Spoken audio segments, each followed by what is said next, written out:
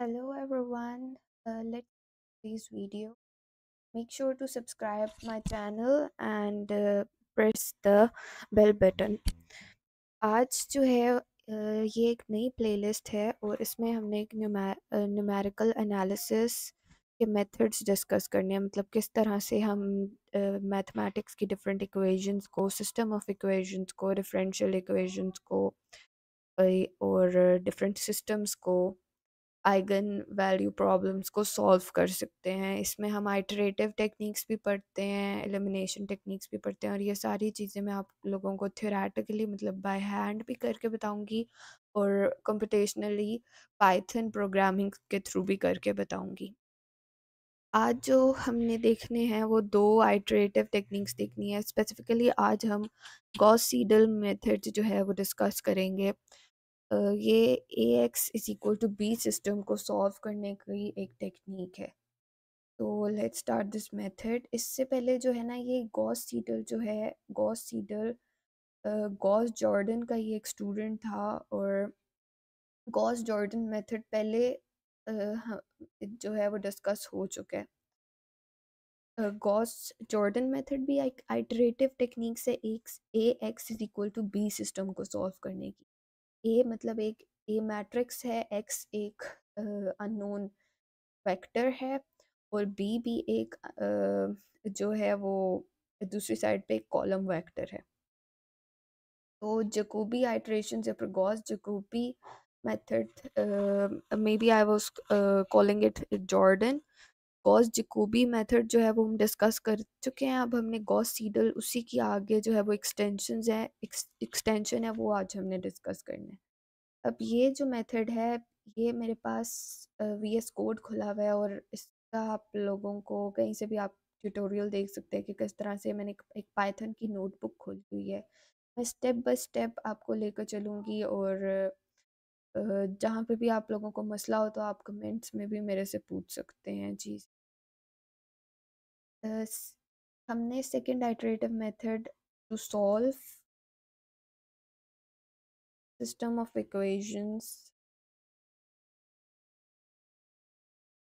A X equal to B देखना है। ये जो मैं टाइप कर रही हूँ ना, दो मैंने हैशटैग्स डाले हुए हैं, ये मैं एक हेडिंग डाल रही हूँ, मार्क डाउन लैंग्वेज। नोटबुक पे ना अगर आपने कोई नोट्स लेने हो ना, जैसे मैं पाइथन के आगे प्रोग्रामिंग करनी है इस मतलब इस सेक्शन में, ये मैंने एक नया सेक्शन ऐड किया हुआ है नोटबुक में, तो इससे ऊपर वाला मैंने एक मार्क डाउन का सेक्शन रखा है जहाँ पे मैं नोट्स एंटर करती हूँ किसी भी मेथड से रिलेटेड, कि वो मेथड किस तरह से वर्क करेगा। अब इसमें जो है ना, जिस तरह से हम गॉस जकोबी मेथड में करते हैं कि ए एक्स जो मैट्रिक्स है ना, ए जो मैट्रिक्स है उसको मैं तीन मैट्रिसेस में तोड़ देती हूँ। Diagonal matrix, lower triangular matrix और अपर ट्रायंगुलर मैट्रिक्स। इसको मैं तीन मैट्रिसेस में तोड़ दूंगी और इक्वल टू बी रखूंगी। अब गॉस जकोबी में क्या होता था कि हम डायगोनली डोमिनेंट सिस्टम्स के लिए बेसिकली इसको सॉल्व करते थे। अब डायगोनली डोमिनेंट सिस्टम्स क्या हैं? डायगोनली डोमिनेंट सिस्टम्स, ये वो सिस्टम्स होते हैं, अब जैसे ये एक सिस्टम है, फॉर एग्जांपल ये एक सिस्टम है। मैं आप लोगों को मैट्रिक्स फॉर्म में बता देती हूँ कि हमारे पास अगर कोई जैसे ए मैट्रिक्स है, ए मैट्रिक्स 2 by 2 की मैट्रिक्स है और इसकी एंट्रीज हैं 2 3 और अगली एंट्रीज हैं, पहली रो मैं लिख रही हूँ और इसकी अगली रो है 3 4। तो अब इसकी डायगोनल एंट्रीज कौन सी है? 2 4। तो जो डायगोनल एंट्रीज है ना, वो बाकी एंट्रीज के सम से बड़ी होनी चाहिए। अब यहाँ पे एक ही डायगोनल है और एक ही नॉन डायगोनल है, तो 2 को 3 से बढ़ाना चाहिए और यहाँ पे डायगोनल कौन सा? 4 को दूसरे से बड़ा होना चाहिए। अब एक डायगोनल तो डोमिनेंट है लेकिन दूसरा नहीं है, मतलब ये एक डायगोनली डोमिनेंट सिस्टम नहीं है। जिसमें डायगोनल का कोएफिशिएंट बड़ा होता है ना, उसको हम कहते हैं कि वो डायगोनली डोमिनेंट सिस्टम है। इस तरह से हम फर्स्ट स्टेप हमारा क्या होता है कि ए एक्स को जो है वो डी एल और यू में तोड़ दें। ए मैट्रिक्स को हम डी एल और यू को यू लूप्स की मदद से बनाते हैं पहले, और फिर अपना मेथड स्टार्ट करते हैं। फिर हम क्या करते हैं, डी को जो है वो सेपरेट करते हैं, डायगनल वाली चीज़ को हम सेपरेट कर लेते हैं। तो फिर दूसरी साइड पे क्या आ जाएगा, B minus L of X, L multiply by X minus U multiply by X. अब हमने जो है ना ये x को भी सेपरेट करना है, तो d उधर जाके क्या हो जाएगा, डिवाइड हो जाएगा। तो ये पूरी चीज़ क्या कर देती हूँ मैं, डिवाइडेड बाय d कर देती हूँ और ये चीज़ यहाँ से ख़त्म कर देती हूँ। अब ये जो इधर मैंने L x you x divided by D चीज़ें लिखी हुई है ना, तो ये ऐसे नहीं होंगी प्रोग्राम में। एल जो है वो भी एक मैट्रिक्स है, एक्स भी एक कॉलम वेक्टर है।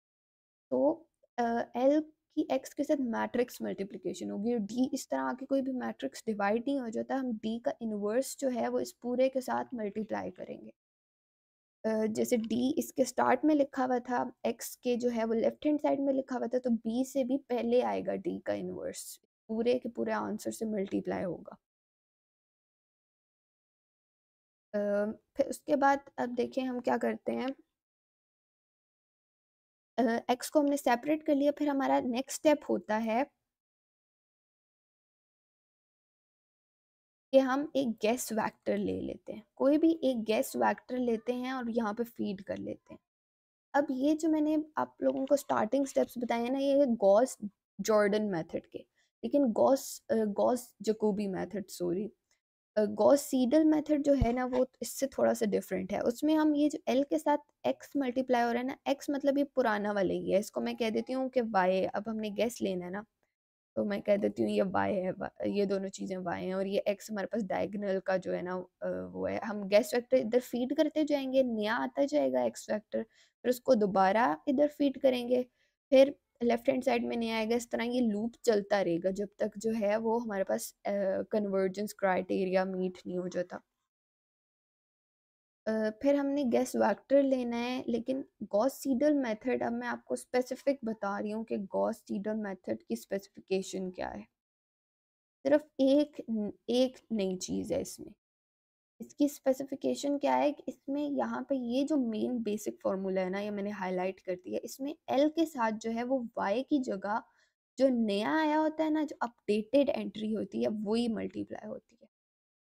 एक्स के साथ क्या, बी माइनस ये एल एक्स इधर में लिखूंगी। गॉस जकोबी में क्या किया था, एल वाई लिखा था, तब गैस वेक्टर के साथ मल्टीप्लाई होता है, लेकिन यहाँ पे मैं एल एक्स ही लिखूंगी। मतलब जो नई एंट्रीज आ रही है ना, अपडेटेड एंट्रीज, अब हर रो में जो अपडेटेड एंट्री आ रही है ना वो हम मल्टीप्लाई कराते जाएंगे एक्स लोअर ट्रायंगुलर मैट्रिक्स के साथ। ये चीज़ आप लोगों ने याद रखनी है। अब ये जो फॉर्मूला है ये गॉस जकोबी का है, और ये है गॉस सीडल का फॉर्मूला। चलें अब हम इसको प्रोग्राम लिखना स्टार्ट करते हैं, बाकी चीज़ें हम वहीं पे टैकल कर देंगे। अब मैं कोई भी एक एग्जांपल सिस्टम ले रही हूँ, या मैंने अपने नोट पैड पे सिस्टम लिखा हुआ है। यहाँ पे सबसे पहले मैं एक इम्पॉर्टेंट लाइब्रेरी जिसके थ्रू मैं मैट्रिसेस या फिर पाइथन या फिर प्रोग्रामिंग लैंग्वेजेस में अरेज एंटर कर लूँगी। तो अरेज हम एंटर कर सकते हैं यूजिंग नमपाई लाइब्रेरी। तो ये मैंने एक्सपोर्ट कर दी है। इसके बाद मैं अब सिस्टम एंटर कर रही हूँ, ए मैट्रिक्स में बना रही हूँ, एन पी डॉट अरे।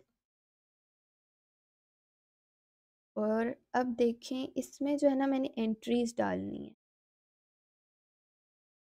एंट्रीज में किस तरह से डालूंगी, ये मैंने ना, मतलब मैंने कहा कि मैं एक अरे मैट्रिक्स बना रही हूँ। अब उसमें जो मैंने पहली रो डालनी है ना, तो उसके लिए मैंने एक और स्क्वायर ब्रैकेट लगा दी। पहली रो अब जैसे मैं डाल रही हूँ 3 - 1 और -1। फिर अब मैंने सेकेंड रो इनपुट करनी है।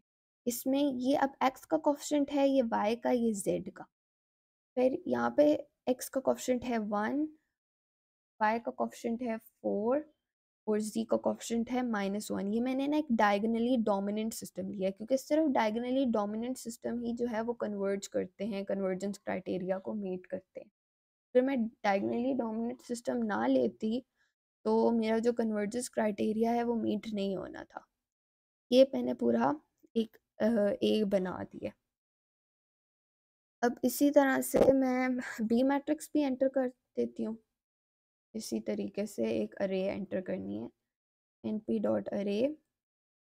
मैं ये जानबूझ के आहिस्ता टाइप कर ली हूँ ताकि आप लोगों को समझ आए। अब बी मैट्रिक्स क्या होती है, इस तरह कॉलम मैट्रिक्स होती है ना वो। तो इसमें मैं ये नहीं करूँगी कि एक ही इसके अंदर मैट्रिक्स की स्क्वायर ब्रैकेट्स के अंदर एक ही रो बना के ना उसको एंटर कर लूँ, मैं कभी भी ऐसे नहीं करूँगी। अब मैंने इसको किस तरीके से करना है, मैंने अब पहली रो में पहली एंट्री -2 है इनपुट, फिर अगली रो में जाके, क्योंकि कॉलम मैट्रिक्स है ना, तो अगली एंट्री अगली रो में होगी। अगली एंट्री है 3 और फिर उससे अगली एंट्री है 18। अब ये मैंने सिस्टम खुद से बनाया था, इसमें जो एक्स वाई जी का सोल्यूशन है ना वो है 1 2 3। ये आप लोगों ने याद रखना है कि एक्स 1 है, वाई 2 है और जेड 3 है। मतलब जो एक्स पूरा मैं वेक्टर बनाऊंगी ना उसका सोल्यूशन 1 2 3 आना चाहिए एंड पे। इसको अब मैं स्टार्ट करती हूँ। अब मैंने ए और बी एंटर कर दिया है। अब मैंने एल और यू को बनाना है। अगर जब भी हम कोई नई चीज़ बनाते हैं ना तो हम उसको प्रिंट करके भी एक बार देख लेते हैं। अब मैं ए को प्रिंट करके देख लेती हूँ। ये मैंने सेल रन की है और फर्स्ट टाइम रन करने में ना ये थोड़ा टाइम लेता है, उसके बाद ये जल्दी से रन हो जाता है। यहाँ पे इंटरप्रेटर जो है वो एनाकोंडा की बेस ऐड की हुई है, इस वजह से ये रन हो रहा है। अगर आप लोगों का इंटरप्रेटर नहीं होगा ऑन तो ये रन भी नहीं होगा। ये काफ़ी ज़्यादा टाइम ले रहा है, आई डोंट नो। ये देखें प्रिंट होके ए आ गया। अब हम बी को प्रिंट करके देख लेते हैं। अब हम बी को प्रिंट करके देख लेते हैं।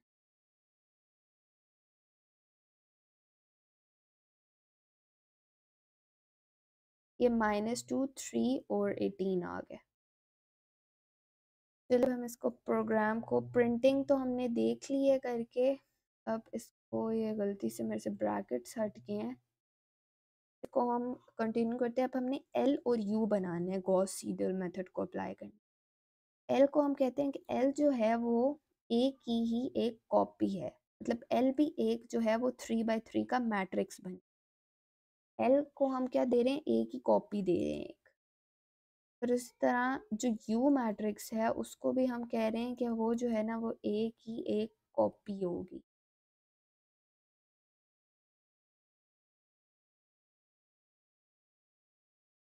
एल को भी हमने ए की कॉपी दे दी और यू को भी ए की कॉपी दे दी।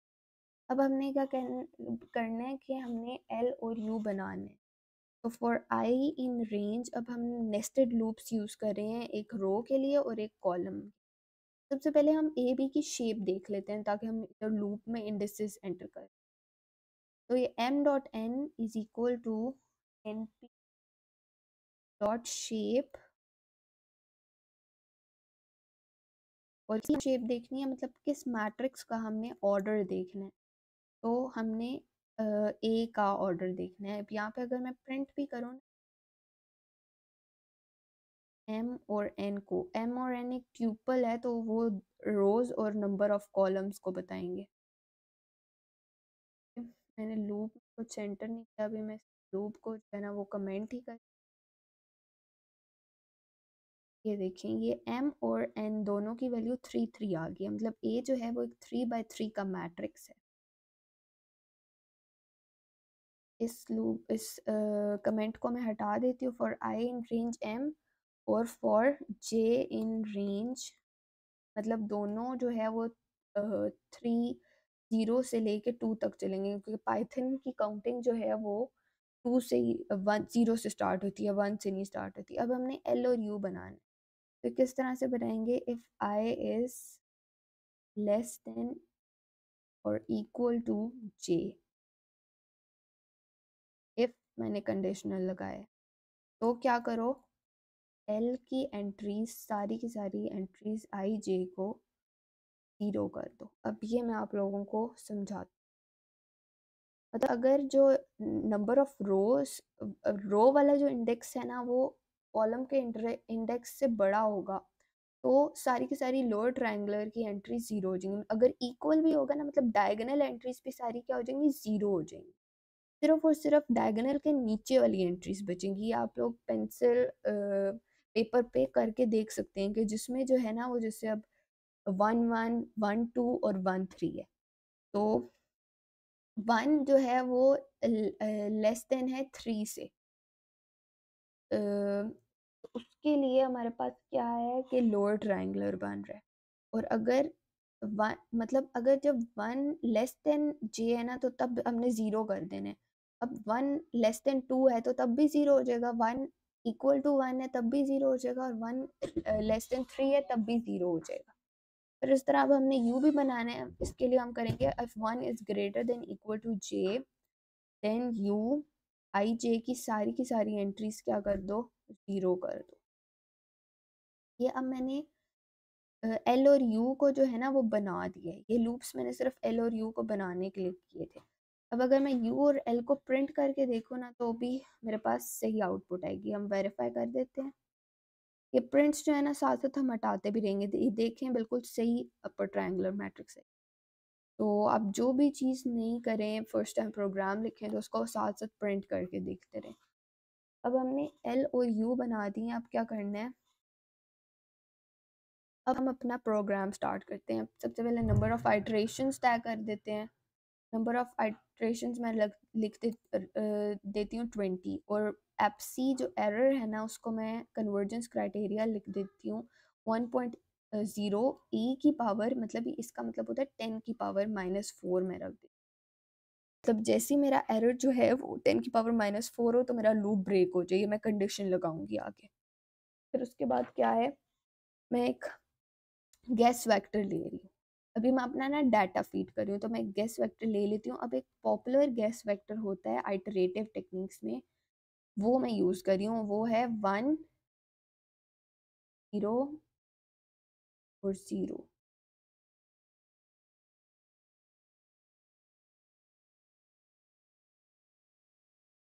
0 ये वाला गैस वेक्टर मैं यूज़ कर रही हूँ। उसके बाद मैंने है ना लूप चला देना फॉर के इन रेंज, मतलब पूरी n आइट्रेशंस के लिए ये लूप चलेगा। अगर के n आइट्रेशन की रेंज में है तब ये लूप चले। अब सबसे पहले मैंने ना एक नया अपडेटेड एक्स वेक्टर बनाना है जो मुझे इधर चाहिए, इधर आउटपुट में। ये आप लोगों को नज़र आ रही है ना, ये चीज़ मैंने बेसिकली फॉलो करनी है। तो उसको मैं कह देती हूँ कि वो जो है ना वो 0.0 मल्टीप्लाई बाय वाई की कॉपी है। मतलब वाई जैसा ही एक हमारे पास अपडेटेड वेक्टर होना चाहिए, और मैंने स्टार्ट में उसको बिल्कुल नल वेक्टर कर, फिर आगे वो अपडेट होगा ना तो वो नल नहीं रहेगा। अब मैंने आप लोगों को कहा था कि गॉस सीडल मेथड में हम हर लूप के लिए हर रो के लिए ऑपरेशन करते हैं। हर रो के लिए जो नई अपडेटेड एंट्री आती है ना वो अगली रो में फीड कर लेते हैं। तो हम इसके अंदर एक और लूप लगाएंगे, और आई इन मतलब हमने रोज पे एक लूप लगा दिए। For I in range M मतलब 3 रोज के लिए ये चलेगा। ये चीज़ हमने यहाँ पे ये जो फॉर्मूला लिखा हुआ है ना, यही मैं एज इट इज़ इधर लिख रही हूँ। ये आप लोगों ने गौर से देखना है क्योंकि यही मेन है। ये जो एक्स आई वाली रो है वो किस तरह से अपडेट होगी, पी आई वाली भी एक कॉलम वेक्टर ही है ना, मतलब उसकी एंट्रीज है -l। अब l जो है ना वो एक मैट्रिक्स है, उसमें रोज और कॉलम्स दोनों है। तो हमने आई रो लेनी है और कॉलम क्या लेने हैं, सारे के सारे, तभी वो पूरी रो जनरेट होगी ना। और मैट्रिक्स मल्टीप्लिकेशन के लिए हम पाइथन में यूज़ करते हैं मैट्रिक्स मल्टीप्लिकेशन, और डॉट प्रोडक्ट के लिए हम यूज़ करते हैं ये एट द रेट का साइन। तो मैंने x से मल्टीप्लाई करना है माइनस x, यानी जो अपडेटेड वेक्टर आएगा उससे मैं इसको कर रही हूँ माइनस। अब u, ये जो है मैंने कैपिटल ही लिया है, यू आई, और इसके भी ऑल कॉलम्स। ये जो है ना कॉलन का साइन का मतलब है कि ऑल कॉलम्स, रो ith रो और ऑल कॉलम्स, और इसको मैंने गेस वेक्टर से ही मल्टीप्लाई कर।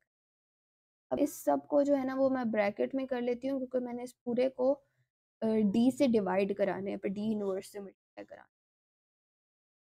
अब यहाँ पे जो है ना जो ए की आई आई वाली एंट्रीज हैं वही है ना डायगोनल एंट्रीज, तो बस मैं उन्हीं से मल्टीप्लाई करा। यहाँ पे मैंने डी जो डायगोनल मैट्रिक्स था वो अलग से मैंने जनरेट ही नहीं किया, तो बस ए की जो सेम वाली आई आई वाली एंट्रीज है ना, मतलब 3 4 और 1, 3 4 और 5, उसी से बस मैं हर एक रो में ऑपरेशन करते हुए उससे डिवाइड करा दूंगी। आप लोगों को आई होप कि समझ आई होगी। इसके बाद अब मैंने क्या करने हैं, एरर कैलकुलेट करना है। ये इस लूप से जो है ना मैं एग्जिट कर जाती हूँ। पता नहीं इस तरह का एरर क्यों आ रहा है। मैंने तो सब कुछ इसमें आई गेस ठीक लिखे है।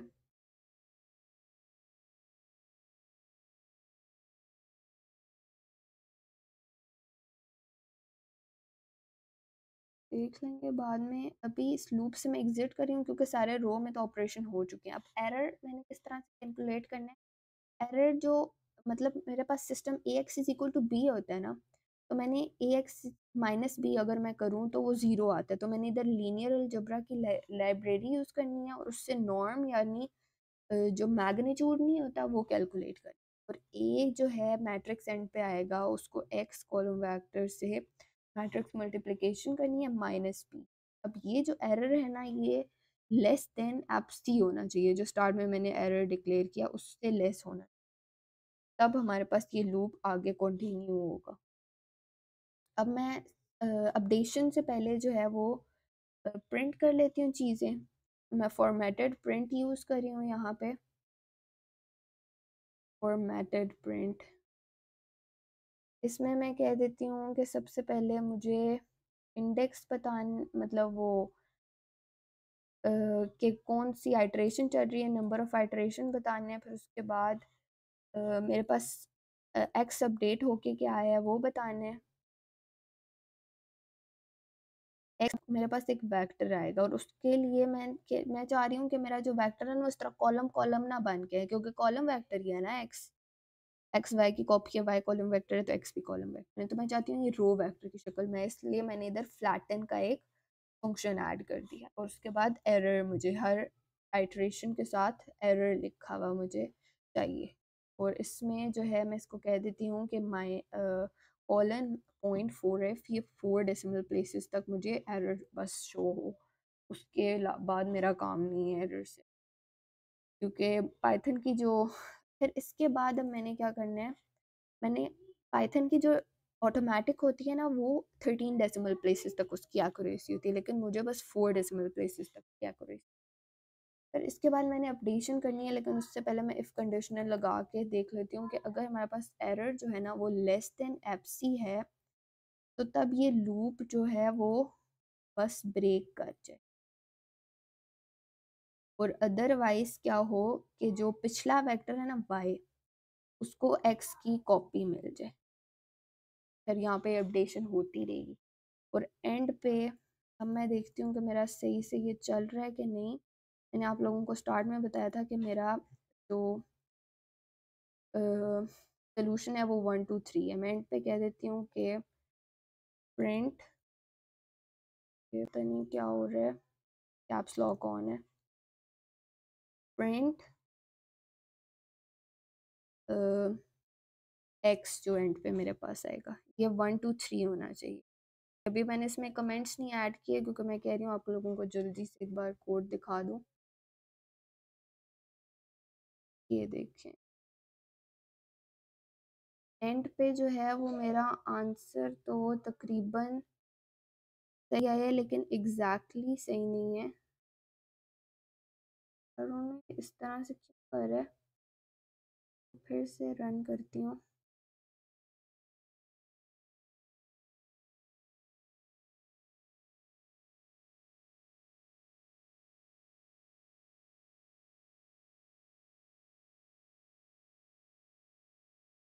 चेक कर लूँ कि सही है ये। 3142,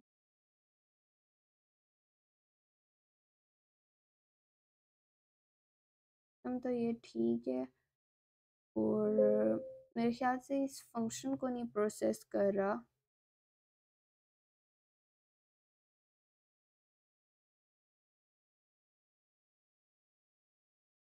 इसकी जो डीबगिंग है ना वो हम नेक्स्ट वीडियो में कर लेंगे। मैं इसका कोड जो है वो आप लोगों के साथ शेयर कर लूँगी, जो डीबग्ड कोड होगा।